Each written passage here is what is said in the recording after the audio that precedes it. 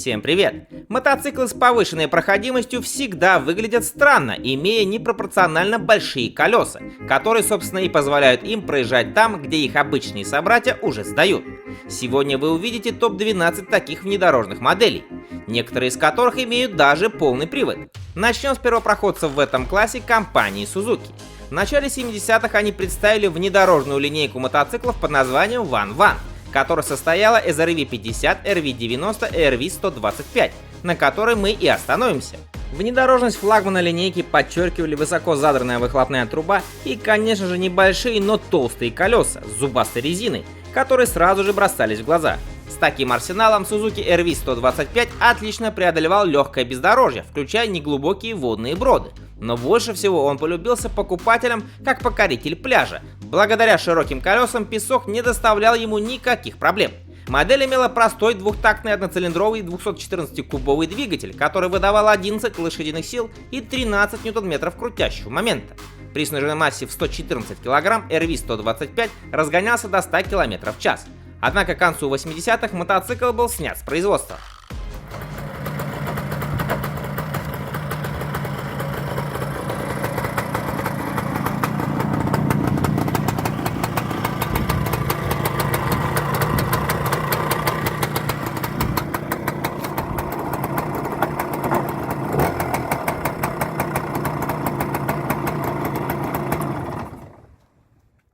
В 80-х у Honda был очень популярен трехколесный внедорожник ATC-200, который благодаря большим колесам и заднему приводу имел отличную проходимость.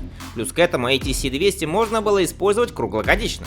Поэтому эти трехколесники были повсюду, начиная от пляжей и заканчивая фермерскими угодьями. Однако затем посыпались жалобы по поводу опрокидывания мотоциклов в поворотах на скорости, которых больше всего зафиксировали в США. Поэтому популярность стали набирать квадроциклы, и Honda пришлось свернуть производство. Однако, чтобы не терять покупателей, Honda выпускает в 1986 году двухколесную версию своего успешного трайка Honda TR200 Fat Cat. Новый внедорожник по сути представлял собой ATC-200 со снятым одним из задних колес.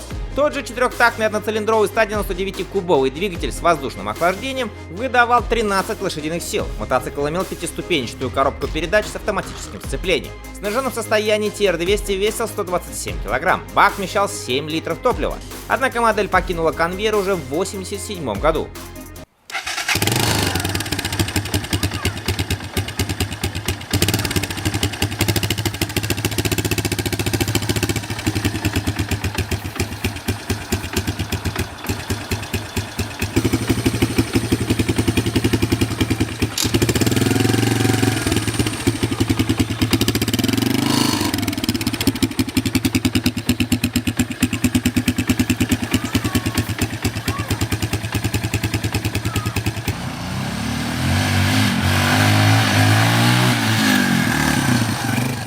В этом же 1987 году компания Yamaha выпустила своего флагмана внедорожной линейки BW350 Big Wheel, а сама линейка появилась в 1985 и состояла еще из двух моделей BW80 и BW200. Двухколесный вездеход BW350 имел четырехтактный одноцилиндровый двигатель объемом 348 кубических сантиметров с воздушным охлаждением, очень похожий на двигатель, используемый на квадроцикле Yamaha Warrior 350. Максимальная мощность составляла 30 лошадиных сил. Также на BW350 был установлен нестандартный двухцепочный задний привод для передачи крутящего момента от двигателя на массивное заднее колесо. Мотор не обладал выдающимися характеристиками, но он, безусловно, был самым мощным среди конкурентов на тот момент. Максимальная скорость BW350 составляла около 100 км в час.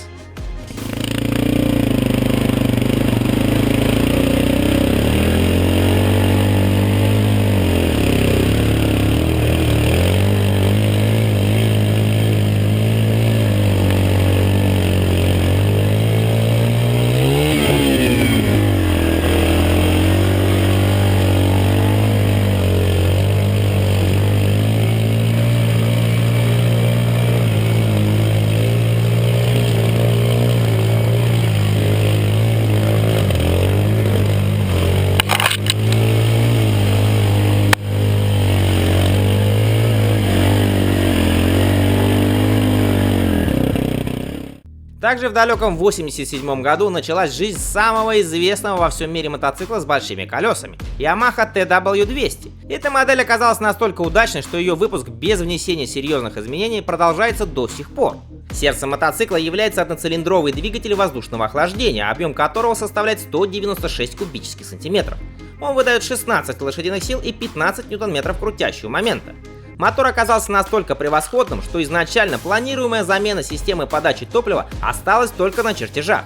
И поэтому за питание отвечает 28-мм карбюратор Mikuni. При баке емкостью 7 литров официально заявленный расход топлива составляет 3 литра на 100 км.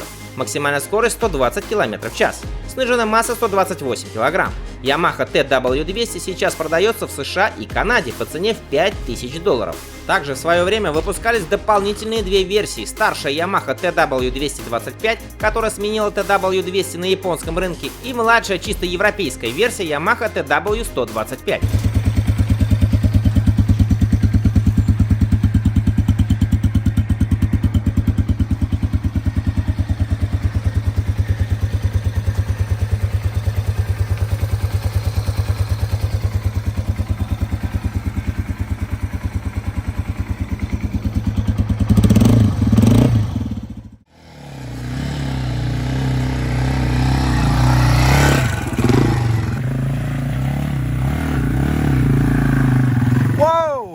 Глядя на успех Yamaha TW200, компания Suzuki все-таки решила возродить свою модель Van Van. Так, в 2002 году появился сначала Suzuki RV200 Van Van, а затем в 2003 и его младший брат RV125 Van Van.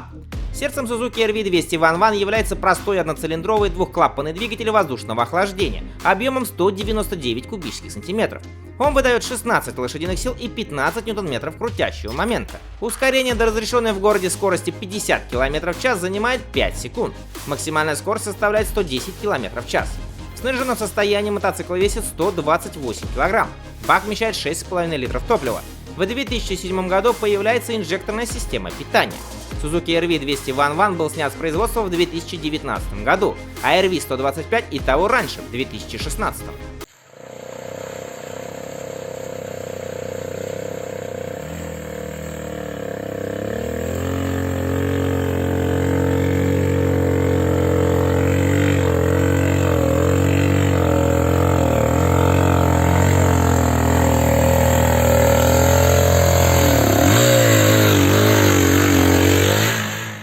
Мало кто знает, но в 2010 году компания Yamaha представила концепт Yamaha XTW250 Ryoku как SAF-мотоцикл, который, увы, концептом и остался. За интересной внешностью скрывались компоненты сразу от двух мотоциклов XT250 и TW200, плюс мотоцикл обзавелся несколькими дополнительными опциями. В частности, можно отметить защиту картера и выхлопной системы, съемные светодиодные фары и багажник для перевозки грузов. Характеристики концепта неизвестны. Теперь переходим к полноприводной легенде вездеходу Rokon Trailbreaker, что в переводе «следопыт». Он был придуман и спроектирован Чарли Феном в далеком 1958 году, а бренд Rokon выкупил на него права только в 1964 и выпускает свой следопыт до сих пор. Именно на нем в будущем стали строиться все аналоги.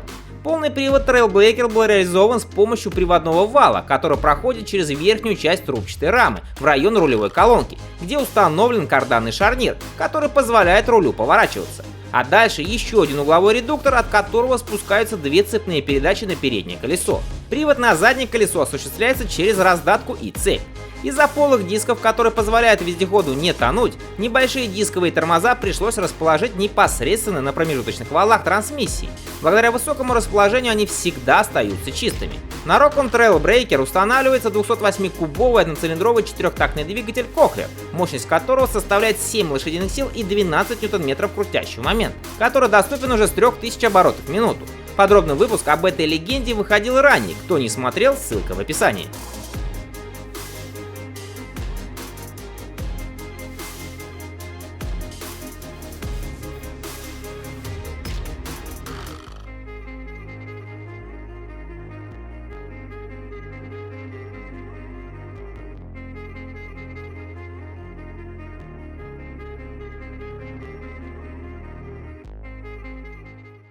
Американский стартап по производству электромобилей под названием Vulcan из города Остин, Техас, разработал электрический мотоцикл в стиле культового Rock-on Trail Breaker, который назвали Grand. Grand оснащается электродвигателем мощностью 37 кВт или 50 лошадиных сил, который развивает колоссальный крутящий момент в 102 Ньютон-метра и разгоняет мотоцикл до заявленной максимальной скорости в 60 миль в час, это 96 км в час за 6 секунд, что для вездехода весьма и весьма недурно. Он также имеет максимальную дальность 100 миль, 160 км, хотя производитель не сказал ни слова о том, на какой скорости достигается такой пробег. Но в любом случае, благодаря тому, что аккумулятор съемный, захватив с собой запасную батарею, благо под нее предусмотрено место, можно легко удвоить пройденный пробег. Производитель утверждает, что блок аккумуляторов полностью заряжается от обычной бытовой розетки всего за 2 часа, а также, что мотоцикл может полностью погружаться в воду и преодолевать таким образом различные броды, которые никогда не смогут проехать обычные мотоциклы с бензиновым двигателем. На начало продаж за мотовездеход просили $6000, плюс за запасную батарею придется выложить еще 2000.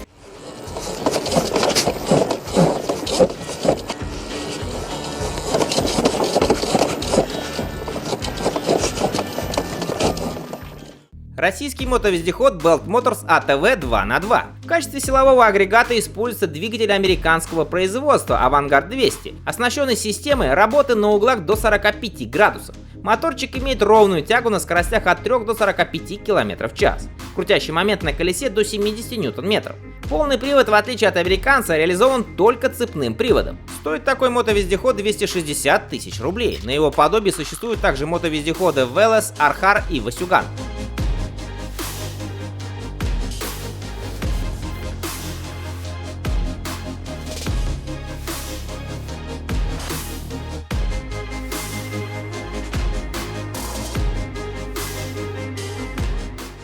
Также компания Belt Motors представила не так давно полностью электрический полноприводный мотовездеход Bulldog, за который уже просят 550 тысяч рублей. Экологичный и бесшумный внедорожник снабжен двумя электромоторами, один из которых в переднем колесе, совокупной номинальной мощностью 4 кВт и встроенным зарядным устройством, позволяющим заряжаться от генератора прямо на ходу. Вместо генератора можно установить дополнительные батареи, которые увеличат запас хода до 3 раз.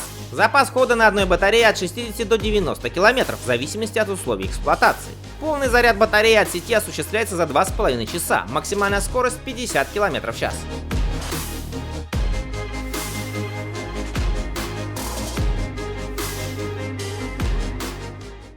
Не забыл я и про советский мотоцикл Тула, который также имел большие колеса и выпускался с 84 по 96 год.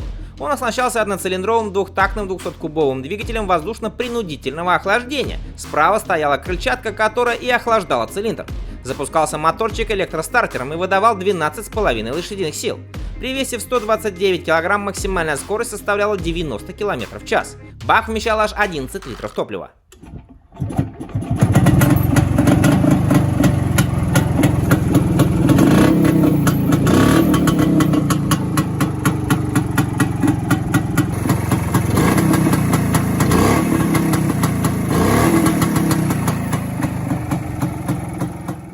Ну и заканчивает выпуск компактный мотовездеходик Тарусь 2х2. Его главное отличие, что он быстро разборный. Можно отсоединить переднюю вилку с колесом, а при необходимости снять багажник и колеса и увезти в багажнике автомобиля. Поэтому Тарусь идеален для любителей охоты, рыбалки и активного отдыха. В базе за 130 тысяч рублей без электростартера, фары и аккумулятора он оснащается 170-кубовым двигателем Lifan. За 155 тысяч рублей он имеет уже двигатель Honda GX200. Полный привод мотовездехода реализован также с помощью только цепных передач.